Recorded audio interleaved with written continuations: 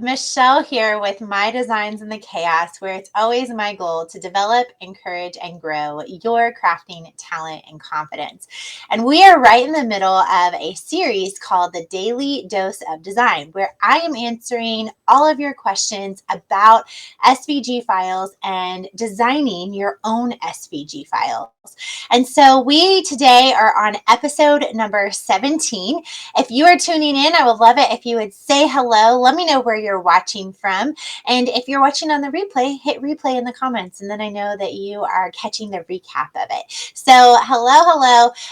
If you have a question that you would like for me to answer in this Daily Dose of Design series, make sure to send it over to info@mydesignsinthechaos.com, and your question might be featured as one of our daily doses of design. And if you want these in your inbox, I have put a link right up above or below, depending on which platform you're watching these on, for you to be able to get these in your inbox every single day.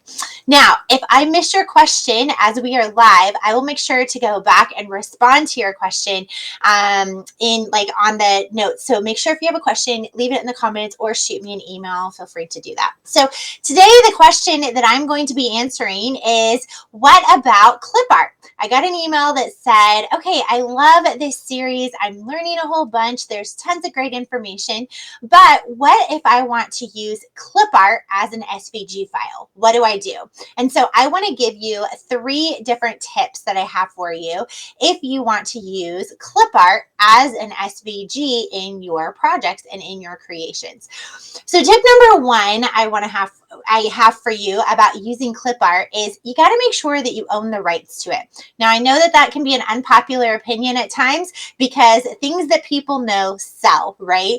But if we don't own the rights to it, then we don't legally have the right to be producing something to be able to sell. And so that's number 1. Tip number 1, make sure you have the rights, or that there is some sort of license that comes with it, or wherever you're getting it from is the original source that's giving you permission to be using it so that you can convert it. But number 1, you got to have the rights to it, or you got to draw it yourself. So if it's clip art that you have created, let's say you've created it on an iPad, or you drew it on paper and you're bringing it into your software, you absolutely own the rights, and then you can convert it and use it as an SVG. But that's number 1. You got to have or own the rights, the usage to be able to utilize that clip art as an SVG file on your projects and on your creations.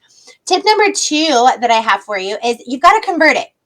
So most clip art is going to come either in a JPEG format or a PNG format, which, like we've talked about previously in this series, the PNG is a flat, it's not layered at all. It's one flat image. And so with clip art, a lot of times you're going to have multiple layers when you need to convert it for the different colors. Like if it's a little snowman and you have a layer for the nose, and then a layer for the hat, and then a layer for the buttons. And so whenever it's a clip art image, like a PNG or a JPEG, you don't have those layers. And so what you have to do is you have to bring that image into your software, whether it's Adobe Illustrator or whether it's Inkscape. You have to bring that image in and you trace it. And what you do when you trace it is you actually are breaking up that one image into a whole bunch of different layers. So then you can save it as an SVG, and then you can bring it into your cutting software. So you're basically converting that file from the flat clip art image into a layered file. So that's tip number 2, is you got to convert it in order to use it on your cutting machine. Now, you don't have to convert it if you don't necessarily want to cut the outlines of it.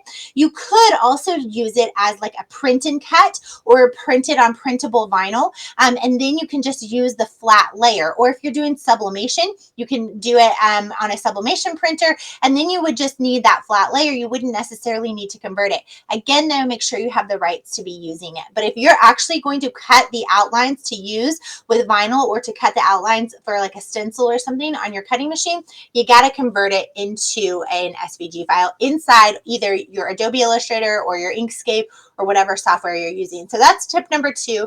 Make sure you convert the file. Tip number 3, I want to kind of give a reminder or a warning. If you go buy clip art somewhere from a designer, you typically are not allowed to take that clip art, convert it in your software, and then resell a digital SVG of it. So I just kind of like to put that out there. Again, I know it's probably an unpopular opinion, but I think that it's important that if we're building a business or we're reselling something or we're creating artwork, that we're doing that in an ethical way. And so most clip art, again, you can't like go to, Design Bundles or Sofancy or Etsy and buy a flat piece of clip art, put it in your software, convert it into an SVG, and then just sell that SVG file. That is against all of the terms of use licenses. So you'll need to make sure that the image that you're using, you have the rights for it. So that's tip number 3. Most clip art, you can't convert into an SVG. So I highly, highly encourage you to draw your own. And I know that that can feel intimidating at first, but when you start looking through the lens of starting to create it yourself, there's a few key tips, and I can talk about those in a different daily dose of design, that will really help you to start putting shapes and things together to be able to create your own clip art. It's not as scary as it sounds, I promise. So just a quick review, 3 things to keep in mind when you want to utilize clip art as an SVG. Number 1, you got to make sure you have the rights to it. Number 2, you're going to convert it in one of your software programs. And tip number 3, just a reminder, you can't buy or download clip art, convert it, and then resell the digital converted file, or redistribute the digital converted file. You've got to make sure you've got those rights to it and make sure you're checking in on what licenses you have.